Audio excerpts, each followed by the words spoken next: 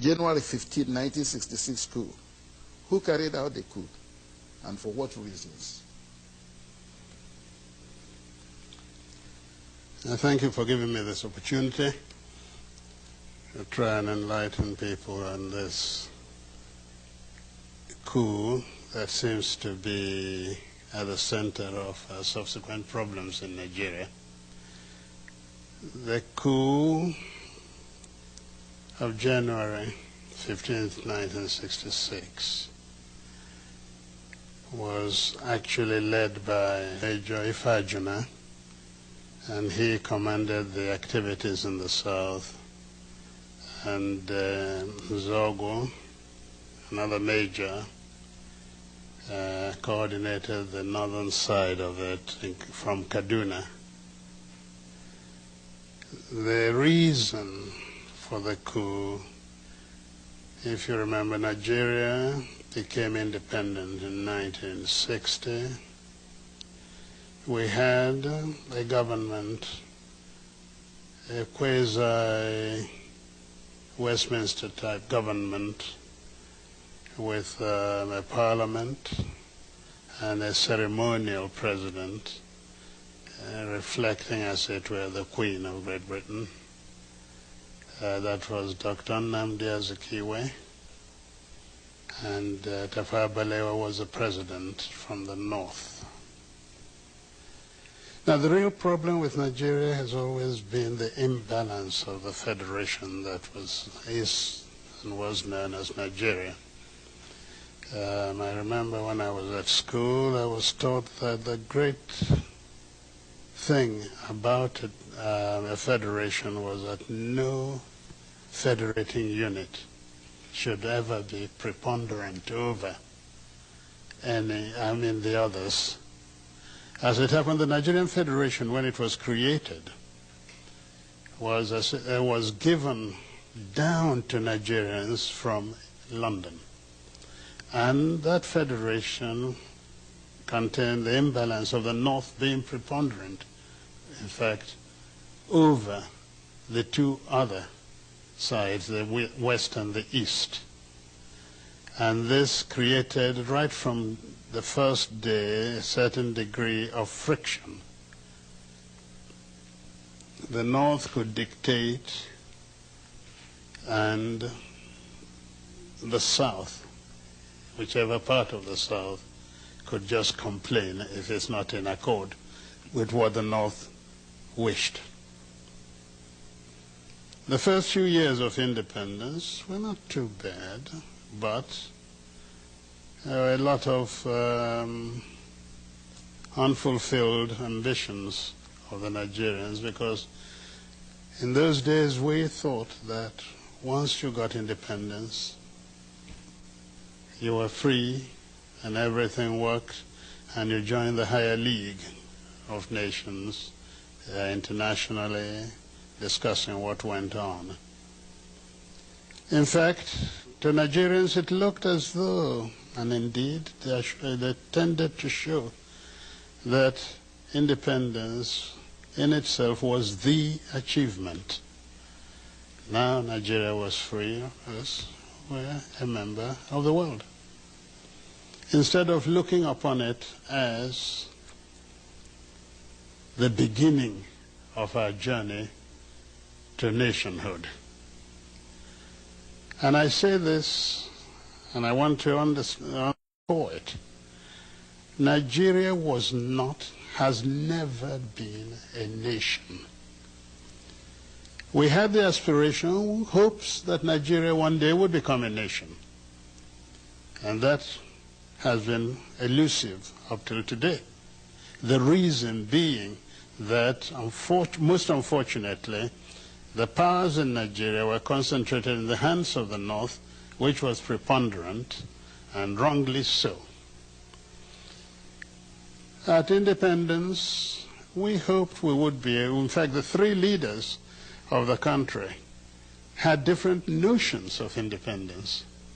There was the actual leader of the struggle for independence, Dr. Nnamdi Azikiwe, who rightly thought that independence now created, as it were, a beginning, but that we were already a nation and we were now finding our positions in his own philosophical, political beliefs in Pan-Africanism. So we just had to move into the broad continental alliance. The North,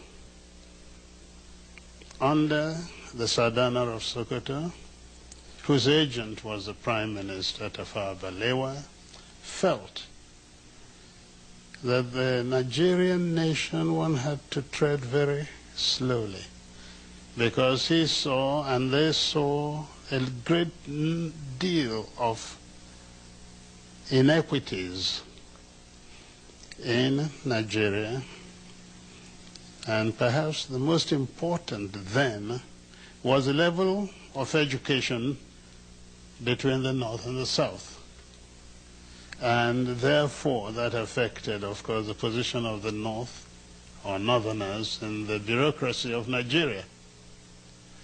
The Sadana and the people of the North got down to trying to build up the North, taking everything they could from the Federation to build up the North to a position in their minds of equality between themselves intellectually and the rest of Nigeria. The West, under Chief Obafemi Awolowo, thought likewise and took the position of consolidating the West so as to ensure that at a given time the West would then emerge superior to either the North or the East. Again, let me go back to the problem of the East. The East entered independence having accepted that the nation was already there. Naturally, the concept of nationhood implied a great deal of sacrifice by the East at all points. First sacrifice, the non-emergence of Dr. Azikiwe as the first executive leader of Nigeria. He vacated the place. He made the sacrifice so that the North could be accommodated. Second, very simple. During the constitutional conferences, independence was offered Nigeria before 1960. But to be able to accommodate the North, that Dr. Azikiwe believed was already part of a nation, we got this rather odd situation where a nationalist refused independence to wait for the North, and so on. Yet, your question, sir, was the question of the reason for the coup. So let me go into it. The teething problems of Nigeria after 1960, the independence, manifested itself in a number of ways. There was a friction over the preponderance of the North. There was certain difficulties about religious beliefs in the country. There was corruption, bad administration, and so on. But the real problem came from the West, which by 1966 was really in turmoil. And the reason was quite a simple one. Where does a leader lead from? In the North, the Sadana led from Kaduna, in the North. His agent was in the South, Prime Minister. Awolowo for the West believed his position was better, and he would be have greater effect on Nigeria if he ruled from the Federation. So he looked towards Lagos. And his deputy, Akintola, he was quite prepared to leave the West too. What a funny thing happened during the election. A funny thing happened. Dr. Azikiwe, who also opted for the Federation, won the election in the West. And it now looked as though an Igbo man was ruling in the East, ruling in the Midwest, and about to rule in the West. And this was not acceptable to the West. We started our problems there, because overnight the victory of the NCNC in the West was nullified by a number of Yorubas crossing from the government to the opposition side and creating a new government. And this actually is at the foundation of the distrust between the Igbos still now and the Yorubas.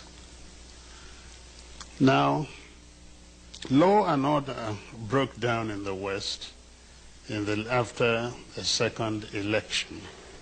There was so much rigging. In fact, BBC had this rather wonderful statement. It said that men became pregnant overnight with votes. Because, you know, we wear these huge robes, and you can stuff as many ballot papers inside them. And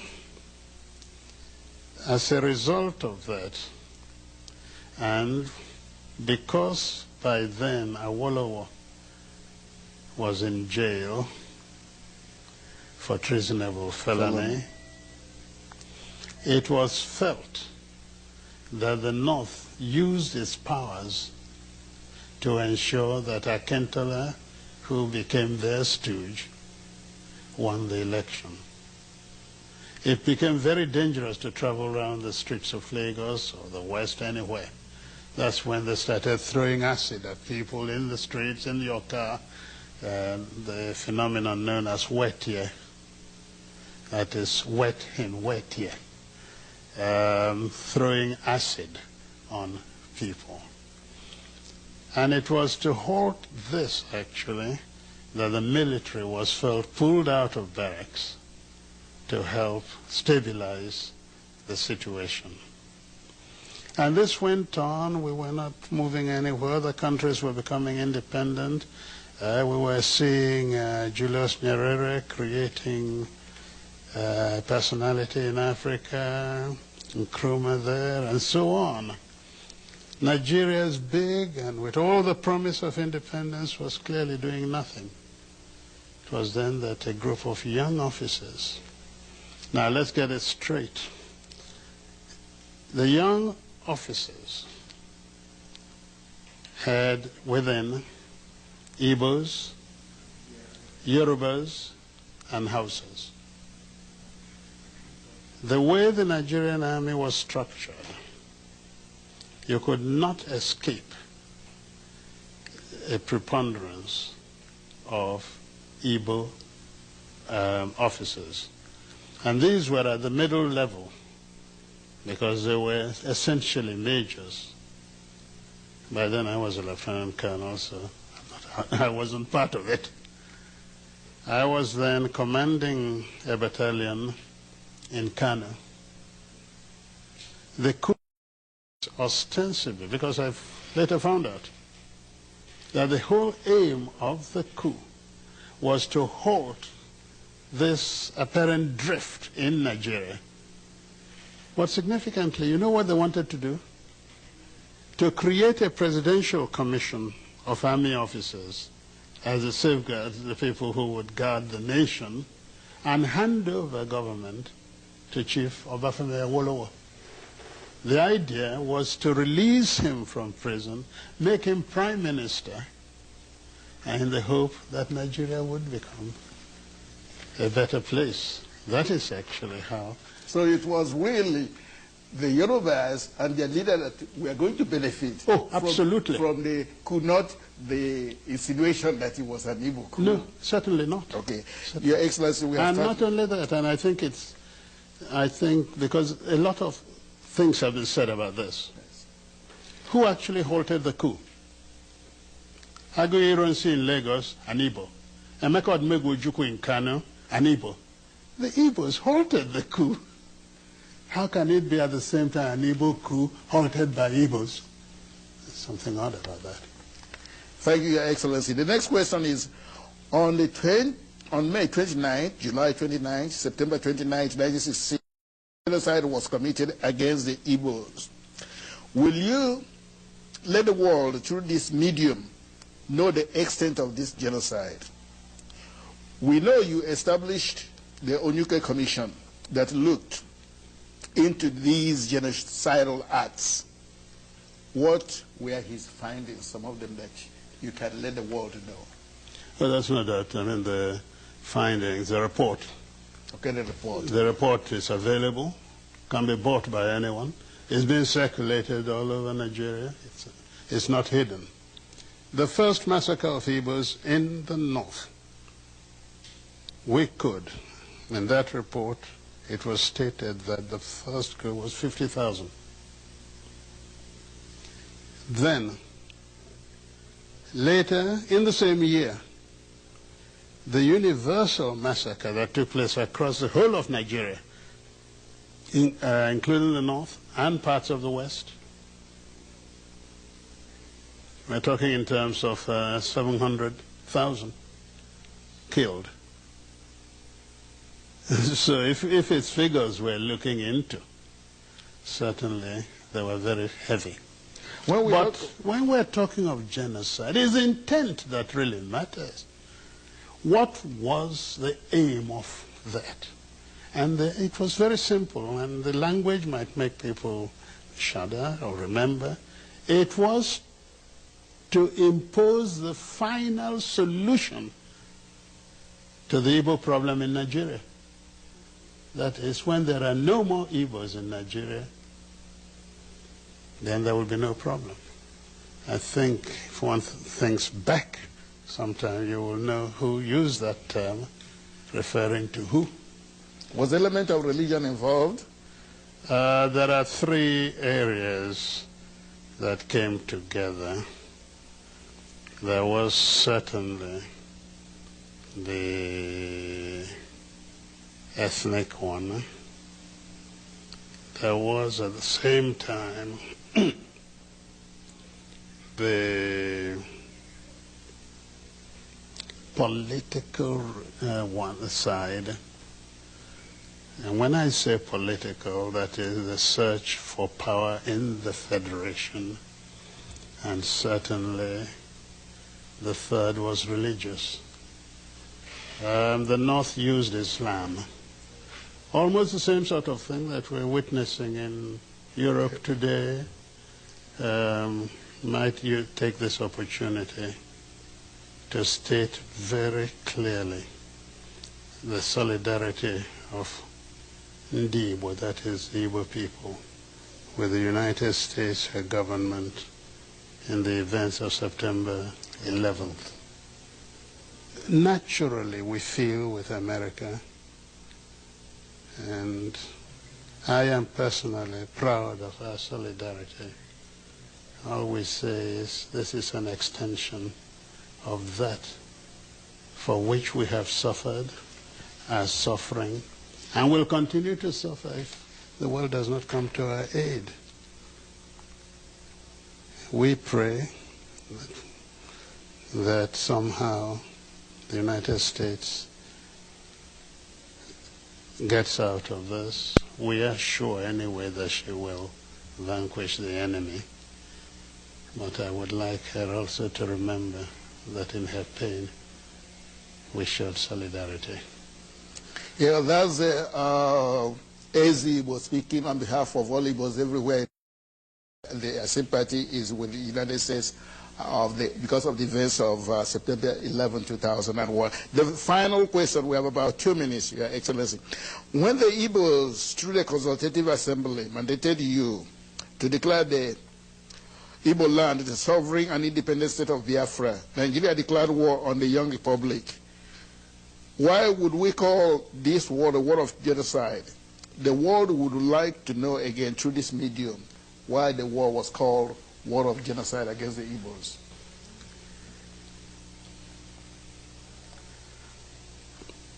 The word genocide is so large in its meaning that even when you're staring it in the face, very often you hesitate about using the term.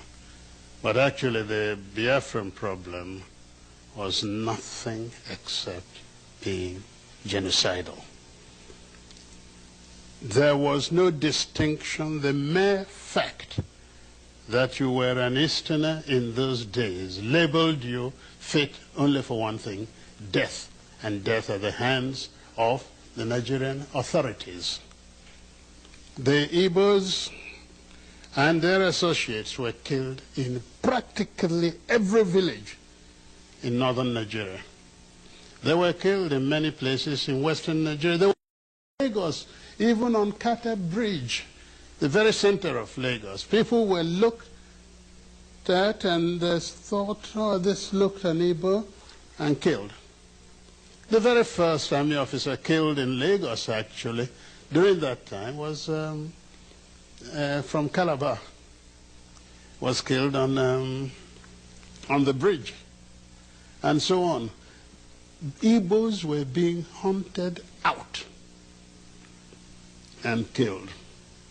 The Igbos that remained in Lagos after the war began were herded together and detained without any trial or anything, no question of any legal rights. Till today, property of Igbos are still sequestered in various areas of Nigeria, and they have not been released, not all of them, to the Igbos, the original owners. Oh no, we're quite certain. In fact, the only reason it is not called or not accepted as genocidal is because of the Cold War. At that time, anything ethnic-based was almost like an insult to humanity. And ethnicity became a term of abuse in politics. That's all.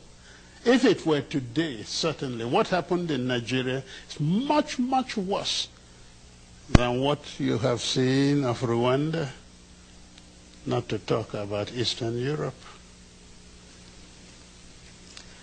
Your Excellency, we have come to the end of the program. Thank you for your time. Thank you for the enlightenment. Thank you for your patience. Thank you for watching African Affairs, a DCTV program on Africa in Washington, D.C., United States of America. Our guest today is His Excellency Eze-Igbo, General Emeka. We thank you for being in our program. It's an honor. Thank you very much. Thank you. Now you can relax and watch African music video. Thank you again for watching.